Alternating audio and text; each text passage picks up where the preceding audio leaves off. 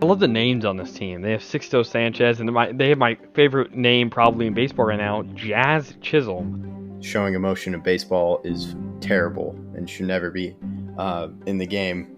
It's weird how the dynamic works between sports. But to win a championship, not only do you need great players on the court, but you need good chemistry, which takes time to develop. Justin Fields is a all-time talent. Corey Perry will give some veteran presence to the Canadians.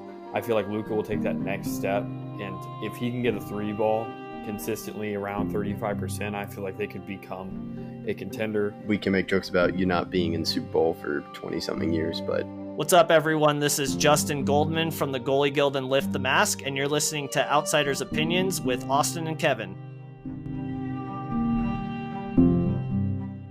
What's up, y'all? Welcome to our NHL Opinions of the Week. You know, we've been in the season for about a month, and the man that had the start date circled on his calendar, Austin. Yeah, we were talking about before we recorded. I'm pretty sure it was October 9th, but there's a lot of teams that I'm kind of surprised on how they've turned out. Some teams have already turned it around early in the year, just a little over a month, but also there's been some problems, I think, with obviously coaching moves and how teams want to orchestrate offense, defense, goaltending, and we've already seen some changes because of that. Yeah, and I think Edmonton comes to mind, just with all the changes, and I think that's a lot of pressure with just the presence of Connor McDavid. But I'm curious for you, when I can't remember if I heard someone was like, if you're in the playoff spot by Thanksgiving break, it's a good spot for you. But to me, that seems pretty early to make that judgment. I agree. For me, that judgment cannot be made until usually around New Year's. New Year's is when I'm really making that decision. Like, hey, is this team legit or not? Or do they have some serious problems that have to be addressed now, or could they wait? Or it kind of determines where they're going to be for the trade deadline and a lot of other events that happen kind of close to them, because you have a lot to think about and you're kind of turning a new year. Okay, the team has to start turning around now if they're bad, or they have to keep it going if they're already good. Gotcha. And I think just teams that stuck out to mind, it seems to be a lot of the teams we expected. The Wild are pretty low. I know they've struggled, but the Golden Knights seem to be playing well. The Stars are playing well. However, to me, this is a big year for the Stars. I think we're on our list, and I have some questions about the Stars, but I'll let you talk about them first, and then I'll add in a little bit. There's a lot of problems, I think, with the Stars giving up leads. They like to come out early and get a lead, or they'll play from behind a lot. They've lost 3 of their last 4. One of those in overtime, 2 in regulation, and then they won 1 game. Something surprising to me, as through the 19 games they played, as they're recording this video, Pavelski's their only point per game scored. So when you go 1 point per game is 19 points in 19 games for him. Robertson has 18 and 19. Hintz has 17 and 18. Wyatt Johnston, Matt Duchene, then Jamie Benn, then Sagan, then Haskin, and Marchment. Those are all the guys that had 10-plus points. They've gotten pretty stellar goaltending, or maybe not the best goaltending of their careers by Ottinger or Wedgwood, but a 912 save percentage as a team is definitely nothing to scoff at. So I think they have more issues when it comes to like scoring than it does against, even though they are 11th in goals for and 11th in goals against. So they're pretty even as a team. Okay. My thing, because to me, I know you and I both agree on this. This is a huge year for the Stars because I think of the guy you mentioned, the points leader, Joe Pavelski. We were wondering at the end of last year, can he repeat what he did last year? And to me, he makes that line so good. And it really allows other people to be on second lines, third lines. Because I don't know what the future looks like at center for the pairing between Robertson and Hintz. And we don't have to talk about that now, but it's just Pavelski being with Robertson and Hintz. We talked about it's the best line in hockey. So as long as Pavelski's given that production, this is a huge year for the Stars. So I'm kind of looking at through that. And to me, is something you brought up, holding on to leads. That's defense. They didn't really address the defenseman issue in the offseason. They added lines and they made some good moves, like getting Duchesne. But to me, it's the defense and then overtime. You mentioned the overtime loss. I was there actually at the Golden Knights game, and that's something to me is the Stars struggled in overtime last year, and they struggled a little bit in overtime. I know, or no, I don't know, when did they get their first overtime win in the playoffs last year? I'm not sure if they got one. I don't think they did.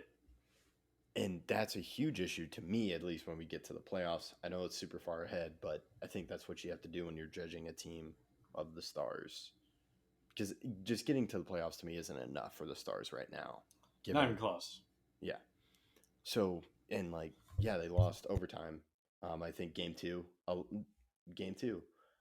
gave up a late lead, lost in overtime. That's a huge. For game one, they also lost in overtime, right? Maybe. You may be correct. I can't remember game one. I think just game two stands out to me. Because then it allows you to come home. It was game one and game two. Game one, game two. They did finally win a playoff game in overtime, game 4 against the Knights. Yeah, and that's just a little bit too late. Game two sticks out to my mind because I think there were so many seconds away until Suter messed up. Yeah, both of them they should have. I mean, both of them they had a serious chance. Yeah. And if you just get one of those, because then I don't think Jamie Benn gets thrown out in game 3. It doesn't excuse it, but I understand your point. And I think that, like you said, who would play center between Robertson and Hintz? What they're doing right now is kind of playing Hintz and Pavelski as a winger and a center, both of them.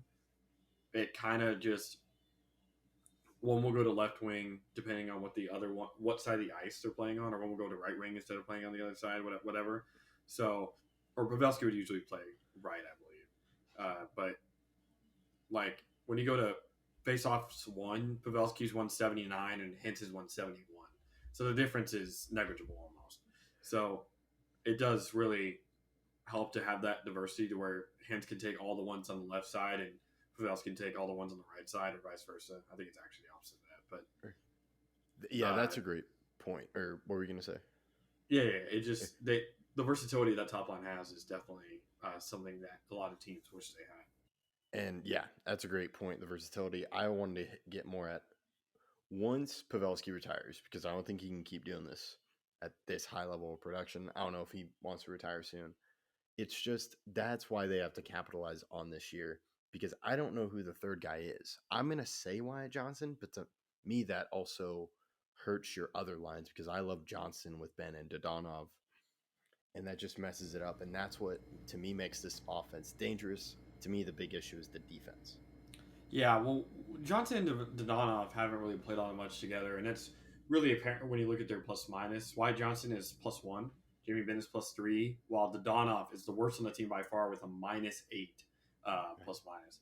So he's really struggled in that aspect. He, like the next closest is Miro and Ty Dellandrea at -4, and like I said, Dodonov's -8, which is over double that. So he's definitely struggled coming into the year.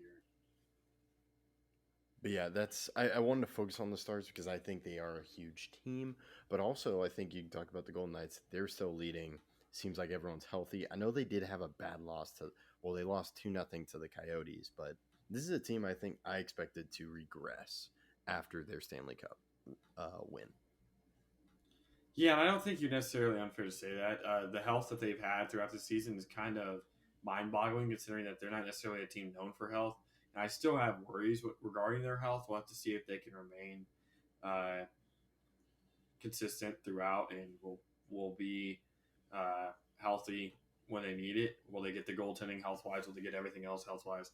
But right now they're playing well, and I think as a unit, when they're all healthy, they're still one of the best teams in the sport. Yeah, and so I think those were just some things I was hyper-focused on the Stars. But yeah, you okay, so New Year's Day is or around that time is when you start looking at teams? It's not necessarily when I start looking at teams. It's when I start determining who are Okay. true contenders. What do the teams need to do is really can be determined by New Year's. Okay. All right. Yeah, that's all I got. Maybe you can close this one out and say 2 or 3 teams you're looking at and thinking of like what they determine that maybe are on the outside looking in the playoff picture currently. Yeah, well, if we're looking just by points, a team that I think is very disappointed with where they're at is the Maple Leafs. I guess they're technically at the 8th seed, but I'm still going to count them because it's not really what you want as a Maple Leafs fan. I'll go team in the West. I'm excited with what Arizona's doing, especially because they're still playing in Arizona State's arena, so they don't really have a home arena, so they really don't have any home ice advantage, but they're still just one spot out, and they're really, really close to being in. If you use point percentage, they could actually be in the playoffs. So that's something to look forward to. Okay. Yeah, those are some great teams, and that's all we got. Let us know what you think in the comments, and we'll keep you updated for that, and make sure to follow us for more. And thank you for listening to Outsiders Opinions.